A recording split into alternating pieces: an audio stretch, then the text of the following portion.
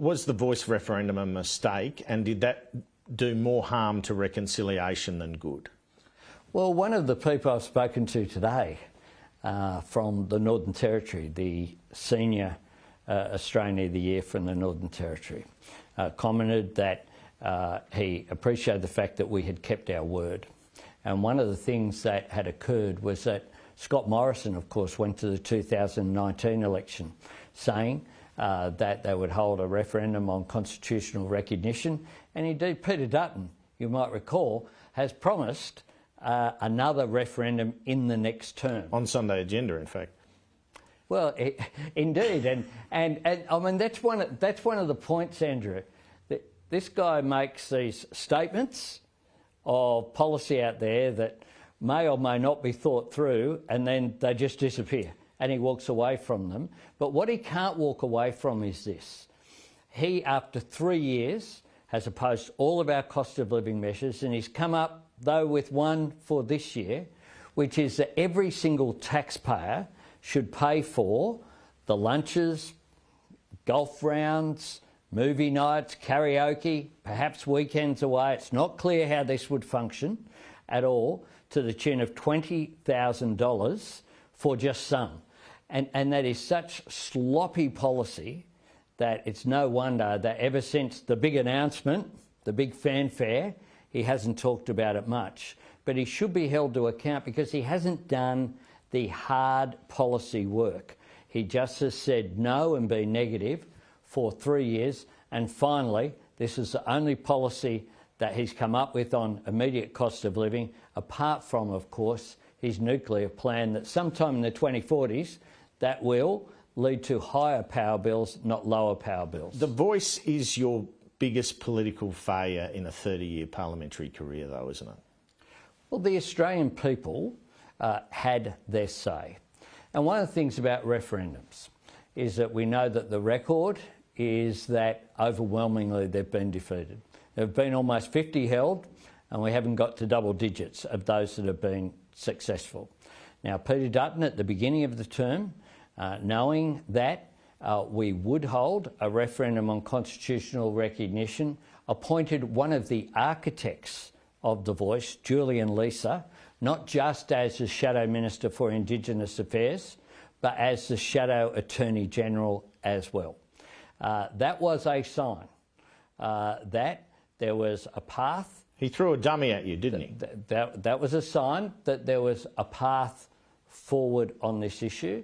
Now, Peter Dutton chose a different path. That's a matter for him. We respect the outcome, but we don't resolve from the fact that we said that we would hold a referendum. We said there was no certainty of the outcome, and we respect that. I guess I'm just trying to get to, and it might not be comfortable territory, how this feels for you personally, because there were moments during that debate that you became quite emotional about the prospect of delivering this, and you weren't able to do it. Did that hurt you personally? Well, look, I think that what we've done on Indigenous affairs for a long period of time clearly has produced results where we have a significant gap in infant mortality, in life expectancy, in health, education and housing outcomes. We know that that's the case. We know that we need to do better. Now, over a long period of time, under the former government, the Voice, of course, came from the Constitutional Convention of First Nations people held at Uluru in 2017. It wasn't on our watch, it was on the watch of the former government, said, let's try and do something differently, a different path, by giving Indigenous Australians a say on matters that affect them directly. Now, that wasn't successful, and I obviously was supportive of that, and that, though, is one where we respect the decision of the Australian people. The election is sometime before May 24. I notice you thank the journalist for not asking about the timing. Unfortunately, I'm going to, you're not going to thank me. So I've been intrigued by recent language from your Finance Minister, where she talks about, quote, the next budget update is March 25. She's not saying the budget is March 25. Are you planning for a potential April election as opposed to May? No, the budget's scheduled for March 25. So we will have a budget? The budget's scheduled for March 25. That's when it's scheduled. It doesn't mean you have to deliver it. Are we going to have a budget? Well, it's scheduled. We're working through, the ERC met this week. We're working through the proposals that will form a part of that budget. Of course, we had a budget as well in MyEFO, the mid-year economic forecast, contained some budget measures in December.